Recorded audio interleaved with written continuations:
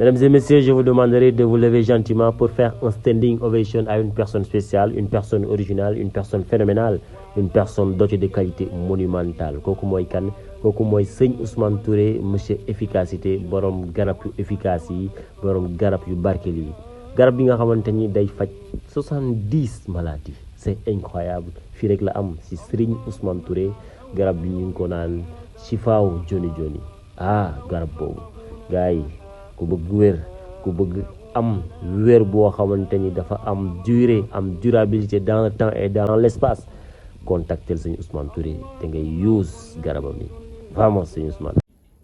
Messieurs, dames, j'espère que vous allez bien. Alors, très ravi de vous retrouver sur votre chaîne préférée, la Team UGL.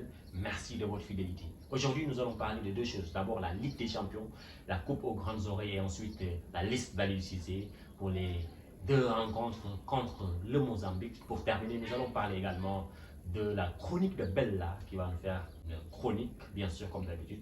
On se retrouve juste après ça.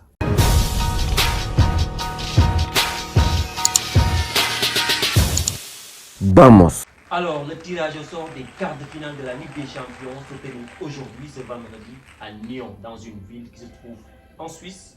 Alors, nous connaissons maintenant les grandes affiches, les quarts de finale. On va parler d'abord de Real et Chelsea.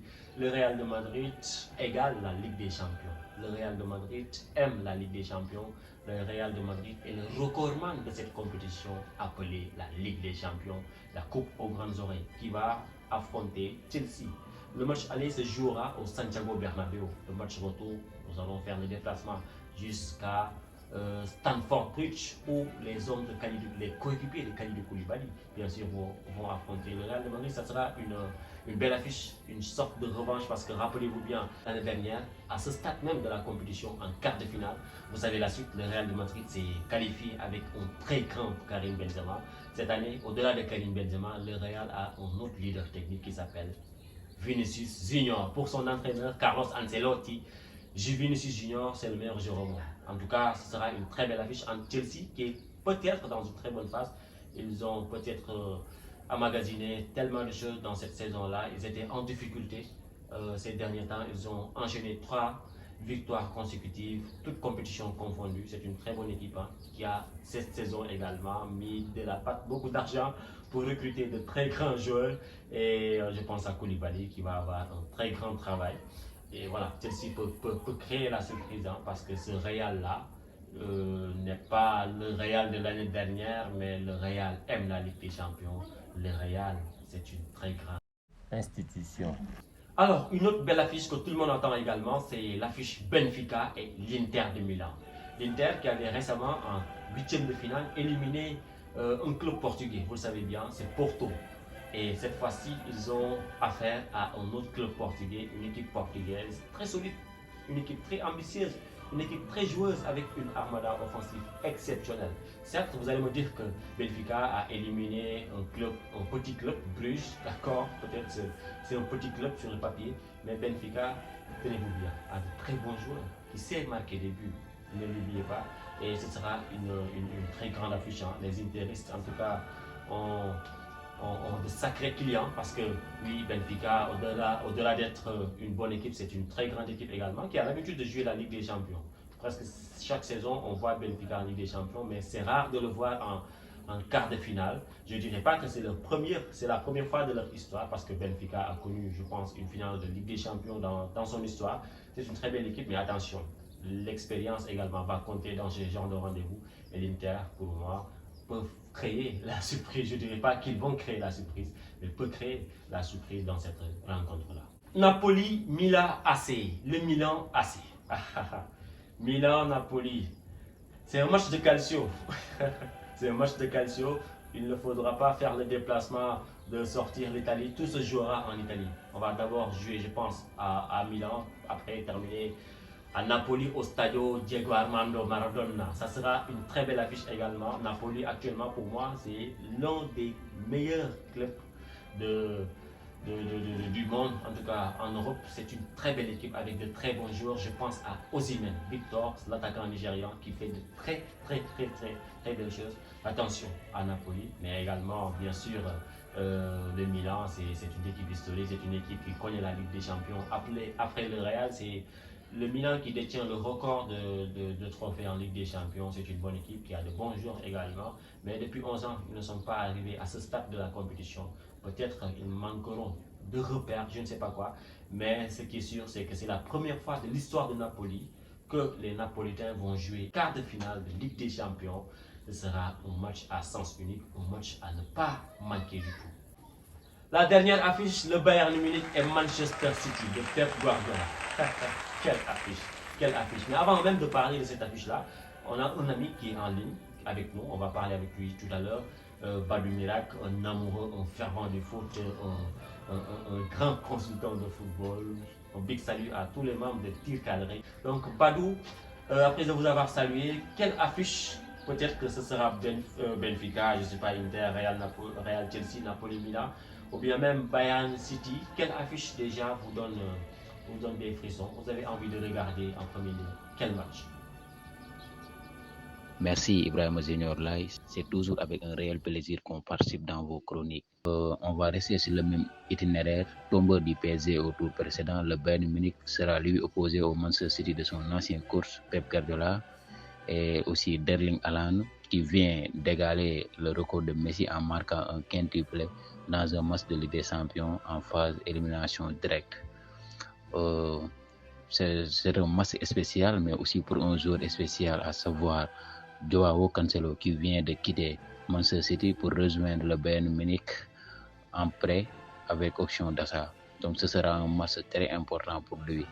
Évidemment, c'est la plus grosse affiche, mais c'est pas la seule grosse affiche. Alors, avant de faire le voyage en Turquie pour regarder la chronique de Bella, je sais que vous attendez impatiemment cette chronique de la belle Bella. Donc, avant de regarder cette belle chronique qui nous a été concoctée par Bella, nous allons s'attarder un tout petit peu sur cette affiche Manchester City et Bayern Munich. Je suis en mode Bayern Munich.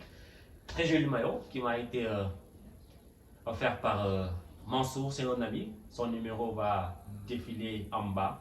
Donc, il vend des maillots à l'université Cheikh Anta Diop de Dakar, juste au niveau de la porte. Il est là-bas, il vend de très jolis maillots. Hein. Beaucoup de maillots que je porte aujourd'hui, c'est Mansour qui me les a donnés.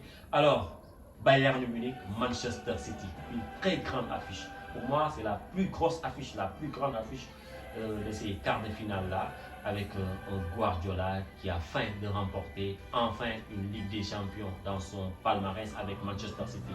Guardiola, avant de venir à Manchester City, était coach du Bayern Munich. Il a tout remporté, tout raflé avec le Bayern Munich, mais il n'a jamais remporté de Ligue des Champions avec le club bavarois. Aujourd'hui, il est à Manchester City. Il a remporté tas de Premier League, tas de coupes anglaises, mais il n'a jamais remporté la coupe aux grandes oreilles avec Manchester City. Pour rappel, Guardiola a remporté pas mal de Ligue des Champions avec le Barça, son club de cœur, si je peux dire ainsi.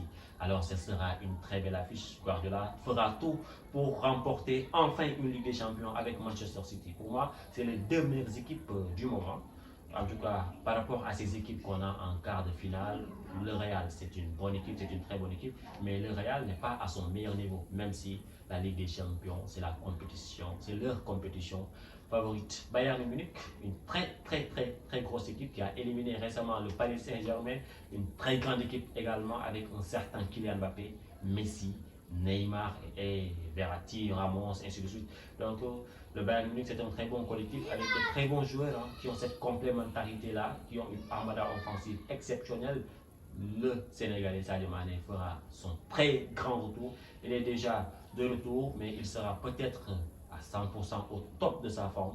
Manchester City, vous avez vu Erling Haaland, le cyborg, récemment avec contre Leipzig, il a marqué 5 buts. 5 buts. 5 buts dans un seul match de Ligue des Champions. C'est énorme. Par le passé, Messi l'avait fait et Luis Adriano, le joueur brésilien de Shakhtar Donetsk, l'avait également réalisé. Je pense que c'était en 2012. Mais cette année, celui qui a réussi à le faire s'appelle Erling Haaland. Le géant norvégien fera face à Dayo Upamecano. Ce sera une très belle affiche en tout cas. Ce Bayern Munich et Manchester City, c'est également à ne pas manquer. Nous allons suivre religieusement, catholiquement, cette belle rubrique, la chronique de Bella.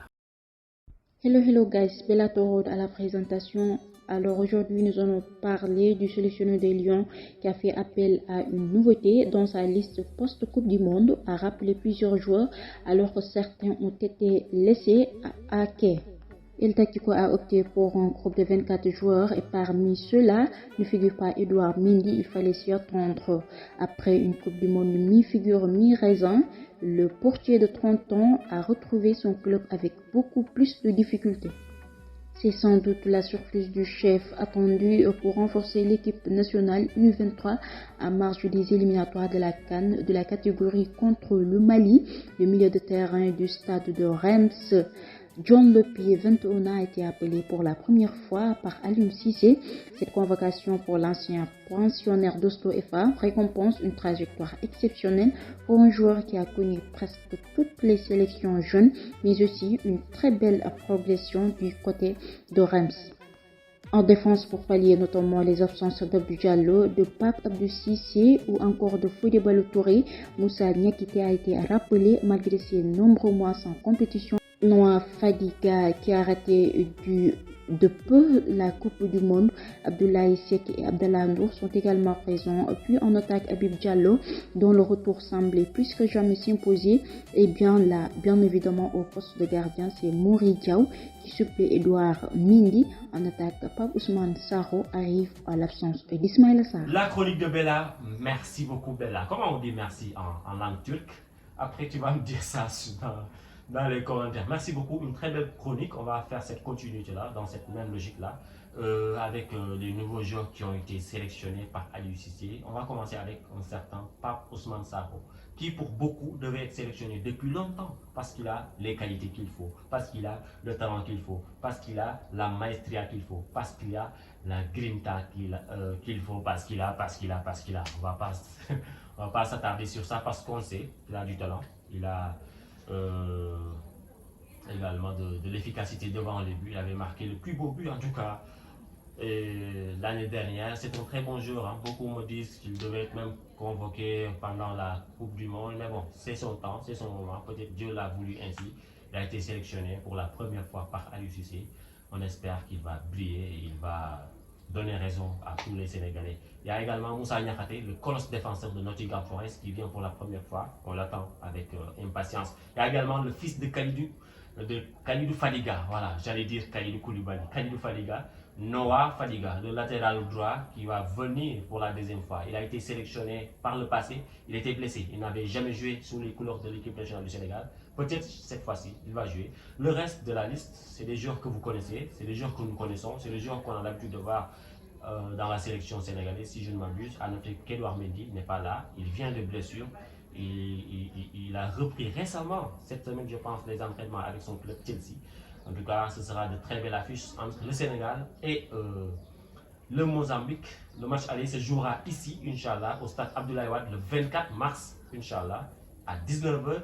Match retour, on va faire le grand voyage pendant le mois de Ramadan, là-bas à Mozambique. Le match retour, ce sera à 16h, le 28 mars à 16h à Mozambique, Inch'Allah. Là, on verra les joueurs qui vont jeûner. Bref, je blague. On se donne rendez-vous donc dans quelques jours pour une nouvelle vidéo. D'ici là, portez-vous bien. Ça a été un réel plaisir. Merci à Bella, merci à Badou Miracle, merci à tous qui nous soutiennent, tous qui nous donnent cette force, tous qui nous boostent également pour donner le meilleur de nous-mêmes. D'ici là, portez-vous bien. Vamos.